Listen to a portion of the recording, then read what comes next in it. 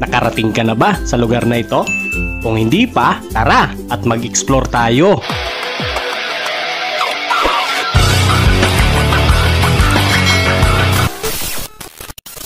Bago tayo magpatuloy, ako nga po pala si Kabendor. Gumagawa po ako ng review, personal vlog, funny videos at iba pa. People's Park in the Sky. Ang People's Park in the Sky ay isa sa mga sikat na pasyalan na talaga namang kapag iyong napuntahan ay lubos kayong mag-i-enjoy. Dinarayo ito ng mga turista, mapalabas at loob man ng ating bansa dahil sa magagandang view sa tuktok nito na mga nakapalibot. Bukod kasi sa mga punong kahoy at mga halaman na mga nakatanim at lamig ng klima ng hangin dito, ay nakakawala rin ng stress habang pinagmamasdan mo ang malawak na tanawin na sasalubong sa inyo. Bukod sa makakalanghap ka na ng sariwang hangin, para ka na rin nakapag-ehersisyo sa medyo matarik na lakarin. Kung manggagaling kayo ng Manila at trip mong mamasyal kasama ang iyong pamilya at mga barkada, ay umaabot ito sa halos 66 kilometers o halos mahigit 2 oras depende sa sitwasyon ng trapiko. Ang People's Park in the Sky ay bukas simula Lunes hanggang Linggo.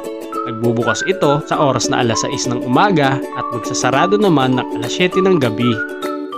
Sa mga may dalang sasakyan, walang problema sa parking area dahil napakalawak ng kanilang parking space.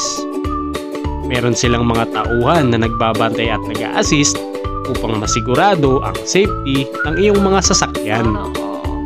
Make sure lang na dapat bago bumiyahe ay i-check ng maigi ang ating mga brake.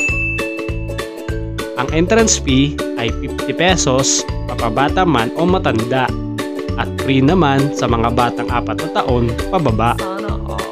Meron din ditong mga tinitindang pang souvenir at mga mabibiling mga pwedeng pangpasalubong upang hindi naman maghinanakit ang hindi mga nakasama at bantay sa iyong bahay.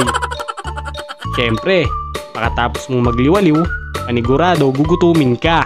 The best din ang mga pagkain na hinahain dito ng mga restaurants. Isa na dito yung in-order kong gotong Batangas na bukod sa siksik na ang laman, pulpak pa ang sabaw. Masarap na, talagang meant to be sa lamig ng panahon. Bukod pa dyan, kung hindi mo trip maglakad or may kasama tayong mga PWD, huwag mag-alala dahil meron din silang sasakyan na pwedeng pang service. Talaga namang pwedeng pang stress relief ang lugar na iyon, kaya bigyan nyo naman ng break ang inyong mga sarili. Ikaw, nakapunta ka na rin ba doon? Anong kwento mo sa lugar na ito?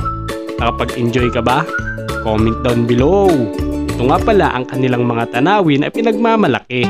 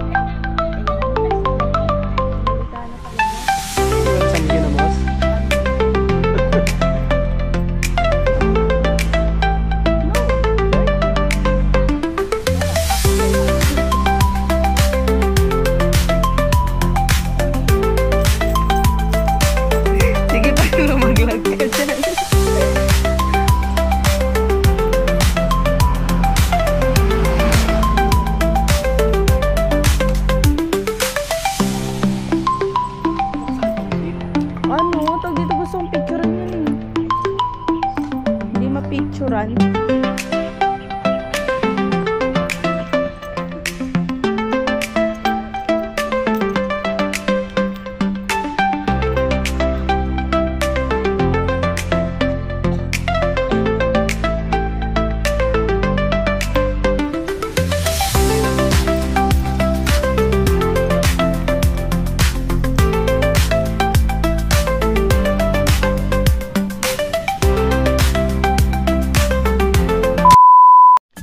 Nagustuhan mo ba ang ating video? Kung oo, subscribe mo naman ako at pahit na rin ang notification bell para updated ka sa mga i-upload ko pang mga video.